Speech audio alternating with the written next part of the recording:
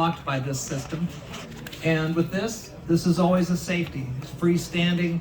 That way, if everything goes wrong, I'll just play this, and whatever happens, happens. And that's part of the joy and adventure of these instruments, is that it allows you to have not only this really massively wide musical aspect of things, but then you have the sonic power to sustain an idea, or to cover a mistake, or to, if you have a technical problem, you can always go and have yourself covered because of the range and quality of these instruments.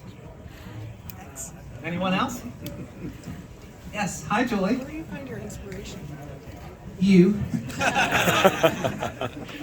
I find my inspiration from getting to work with amazing people, getting to be in lots of different socio-demographics, musical demographics. When I'm at home in my studio, I have a daughter that brings me a great deal of clarity and inspiration. Nature, just getting the opportunity to do a wide variety of things with music, with sound, with teaching, and just with supporting other artists, supporting these amazing companies that go out on a limb to bring these amazing instruments to you. That's what does it for me.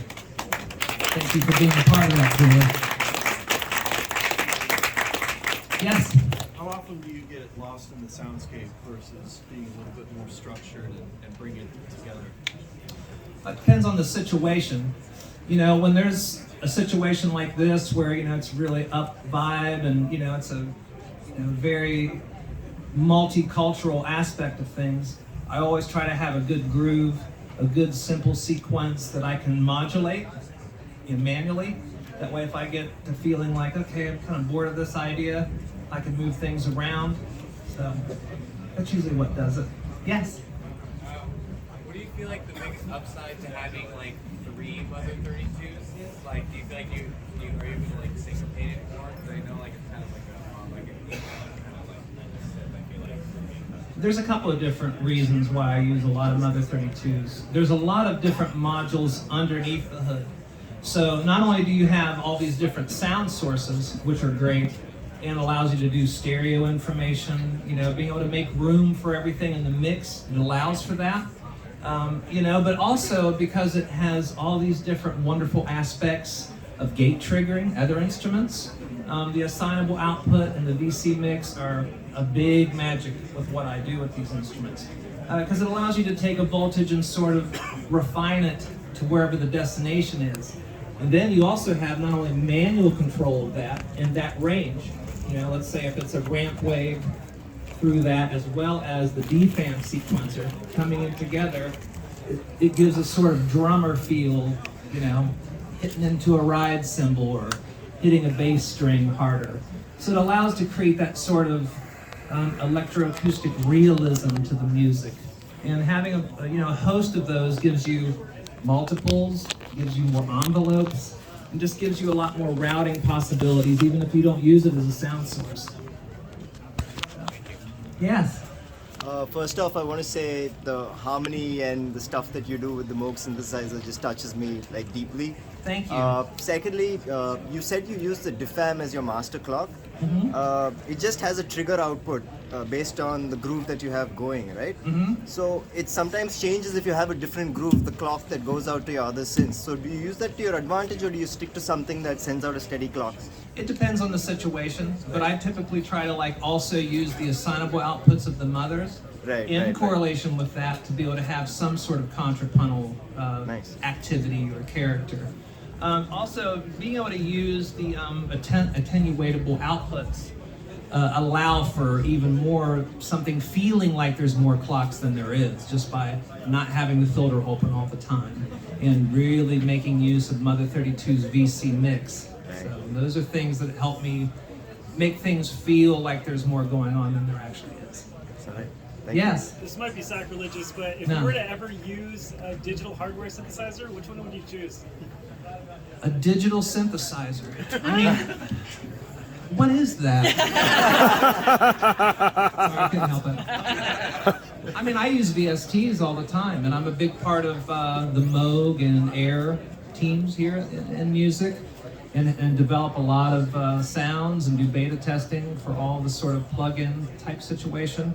At some point, I might break my rule of being DAW-less, and I love a lot of what's coming out now with DAW usage, and especially mastering plugins and things like that. I know it's kind of veering away from your question, but I spent years, being my age, I spent years working in studios with DX7s, D50s, Mirages, and they're great instruments and they're beautiful.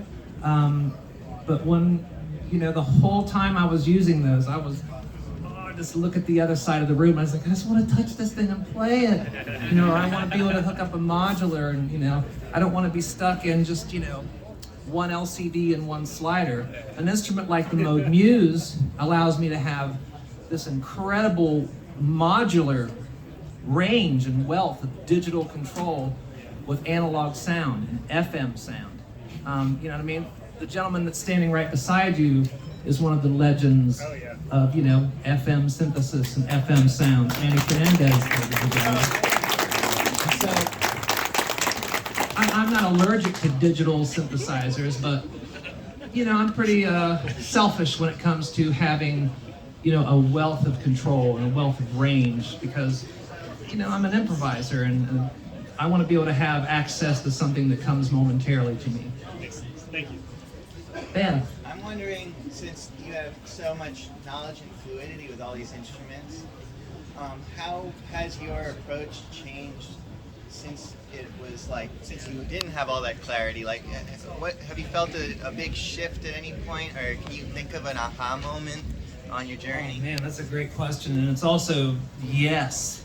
I started off on a pair of ARP 2600s, which are semi-modular, similar to the Mother 32s. But mine were abused stepchilds, and I wasn't sure. I didn't have YouTube. I didn't have a lot of peers that were willing to stop and help me. So I had to sit there and be like, for hours, going, well, this really sounds awful. How do I not make this so? And it took a long time to sort of get to that point where I'm like, okay, this starts to make sense. And to be honest, it was like 20 years of that, because of being broke, where I lived. There just wasn't that sort of opportunity to have, more opportunities to learn. So, when Moog Music now started making these kind of instruments, the Moog Grandmother, the Matriarch, it was like, that was my revelation. Honestly, there's a video on YouTube of me playing just the Grandmother through a host of Earthquaker Devices pedals. That was the aha moment, because that was the first time I ever had an opportunity to sit down at a modern Moog synthesizer. That's the truth. I played Fender Rhodes, or played drums, or played other instruments, to earn a living and to just keep busy and keep the chops up. And then when I sat down with the Grandmother, I was like, oh, I don't use any profanity, but I would like to currently. And that's when it happened. And then this all started to expand, and all the things that I learned on my clunky 2600s all started to apply to this. And what a beautiful efflorescence to get to do that. So, yes. Speaking of pedals. Shelby Boo. Speaking of pedals, what are you using for reverbs and delays? Earthquaker Devices is my favorite live, and often in the studio reverb, the Avalanche Run. I have an Echo Park stereo echo that I just can't seem to let go of. I also have this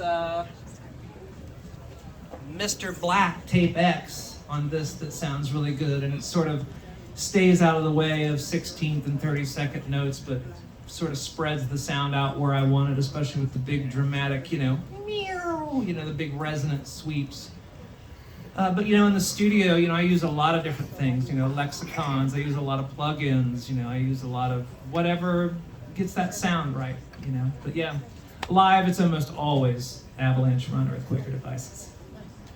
Yes? So with analog, I always found myself kind of getting lost in the free flowingness of it. So as an improviser, how do you keep your performance so structured? You get a lot of organization there. Yeah, I don't know. I think it just comes down to being in love with getting to do this and having a sense of gratitude about putting yourself out on a limb.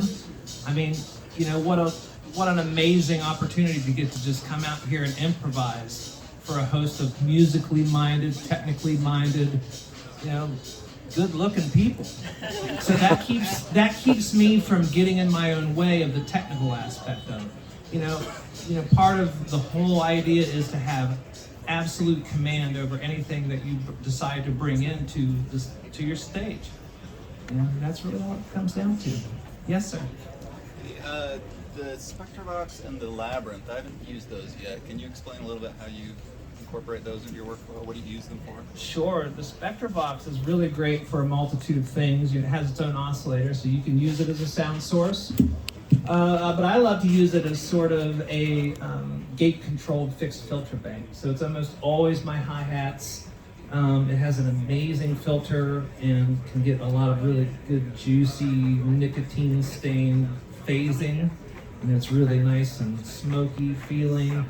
And then the Labyrinth has so many possibilities, not just with polymetric sequencing and gating. So that allows me to have different kinds of little things going on with filters and accents with the other instruments. But it also just sounds, a lot of wave shaping, so you can get a lot of really squishy and nasally sounds and things that just are right there on the edge of not being musical, but they are.